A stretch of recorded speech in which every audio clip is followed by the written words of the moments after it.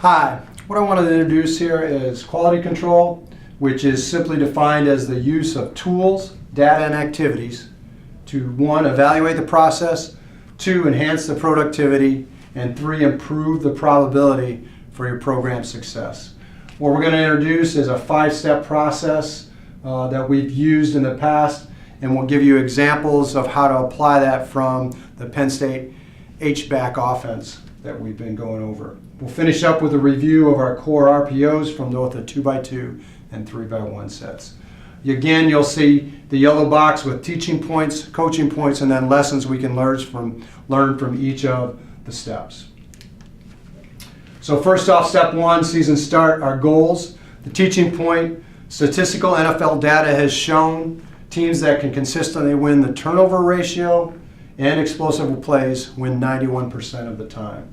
So the lesson here is your offense and defensive goals must be simple and reflect real data. Make them measurable.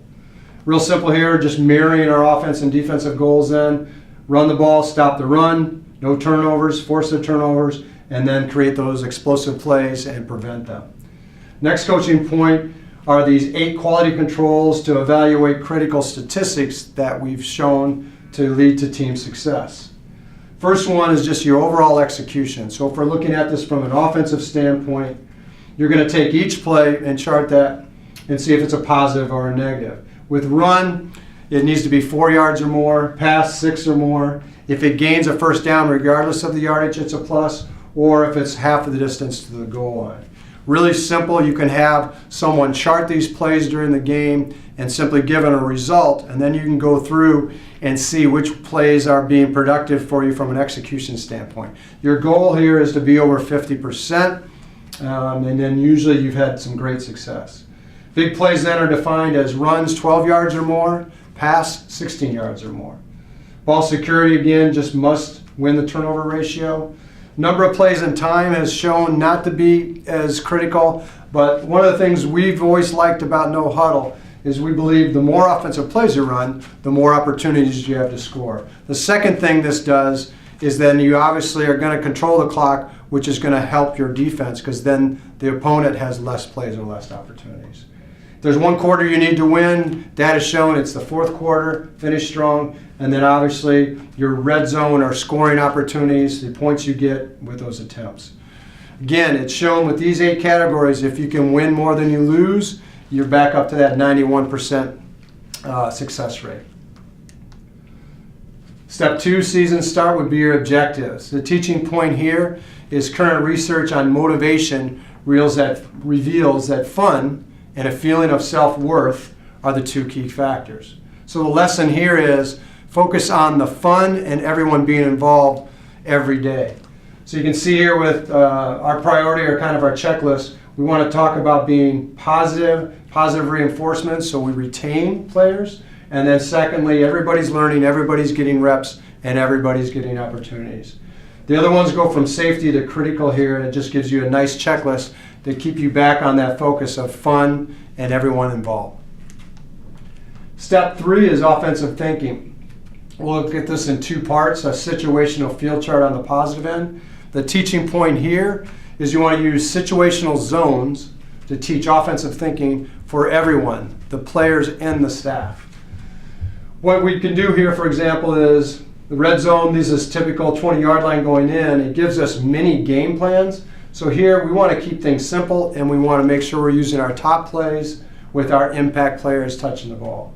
4-down zone typically is around the 40-yard line. You can determine what's best for you. But now since we have 4 downs, we know we're not punting. The key here is to stay on track, no negative plays. The lesson learned with this is instead of doing a 20-minute team period, look at breaking your team period up into 5-minute periods where you work on a specific zone and you have a down and distance, and then you only use the 3 core plays against the fronts, the covers, and blitz tendencies you're going to see against your opponent that week. Mini game plans, go really fast and really productive. When we go to the negative field chart, now we want to look at free zone is from the negative 30-yard line to that 4-down area. Now we want to start to mix up the count, and we want to do what's called reverse defensive logic. Really simple. If they think it's a run situation, we want to pass. pass, run. Get to zone then is that -10 to get to that free zone, the -30. Again, we want to make sure we're focusing on ball security and we're doing things to just try to get first downs. And then last is the black zone coming out. Again, on the two ends of the field, we just want to make sure we're keeping it simple. Again, a teaching point here is to start your team periods with that black zone and actually work fourth down and transitions to your punt team, and then finish your team periods with a red zone where you focus on transitions to your PAT and field goal. It's a games approach where you're simulating as close as possible to what you're asking the athletes to do in a competitive environment. The lesson then is you must play your best football at the two ends of the field, and you're on third and fourth down, so it's critical. So prioritize your situational reps. Step 4 is your practice methodology. And what we're going to talk about here is tactical teaching, which is real simple decision making. The teaching point, current research has shown that players need 24 quality rehearsals before they develop successful motor learning patterns. So you need reps. And what we talk about all the time is not what you do, but how you do it or how you teach it. So from a tactical perspective, we talk the tactical triangle are these three factors: reading the player situation, acquiring the knowledge to make the appropriate tactical decision, and then applying that decision-making skills to solve the problem. The key point here is you've got to create as many practice opportunities so that not only your players develop quality decision-making, but your coaches and staff too. Again, coaching point, coach on the run then. You need to stay fast and keep the pace moving because you need reps. Use a holistic approach, whole part whole. Keep it simple, and then that way you can be fast and fun. Again, 5-minute periods. Stay on time, stay on track. When we get into game management, step 5, there's 3 pieces here. We want to start with what we call our offensive triangles. The teaching point here is these are taking use of offensive triangles for a play inventory and for your offensive thinking by formation. Okay, so start where you design these triangles. The lesson here is you're going to use this for your scouting also, where you'll scout your opponents. What are the 3 things they're going to do against your sets, and what is going to be their number 1 blitz against those sets. So for an example, what we like to do is, again, come out in our 2x2 duo set. Again, looking at our 3 principles: numbers, angles, field. What we'll come out with, the first play we install it, is our split veer. Again, you have 3 plays in 1 with RPOs. So we have the possibility of the pre-snap alert, doing our Penn State bubble, or we have the shot play of the stutter bubble we can go to. Second play then is the complement to that would be power. And again, there's 3 plays in 1. And then last, third one would be play action pass, being our 4 verts, which is our first pass play we put in. Again, you always want to have blitz beaters because we've talked about the offense needing to be blitz beaters sound. But the nice thing here is you can see the 2 blitz beaters are components of these core RPOs, being the H-back screen off of the split veer and then the pop pass off of our power. Again, you can do this with your other formations. And again, you can use it not only for scouting your opponent, but you can self-scout what you did last week and you can break those tendencies. Step 2 then in the game management is situational. And that's the use of offensive situational chart for your top 3 plays. This is your quality control. So now we're taking these different zones along with various situations, and we're listing what are our top 3 plays and our number 1 blitz beater. We've added the goal line zone plus 5 going in, and then 2-minute situation, 2-point plays, 4 plays left in a game. That's all you've got time for. You have a 4 minutes left in the ball game, and you've got the lead, and then third and extra long, 15 yards or more. Again, use this for the scouting of your opponents. What are the 3 plays in the number 1 blitz they're going to do in these zones and situations? More importantly, though, know and do what you do best and put that down. So your practice all week is what you're going to do in the ball game. Step 3 then is we'll do the actual call sheet. And what we use here is a play script that'll help you guide your play calling, but it allows you to still attack the defense right from the start. Again, the way we'll do this is our first set. Again, we're using our look and see RPOs where we see the safeties and miss zeros to our blitz alert. What we would do duo, our number 1 set we put in, to the field. So we stretch the defensive horizontally.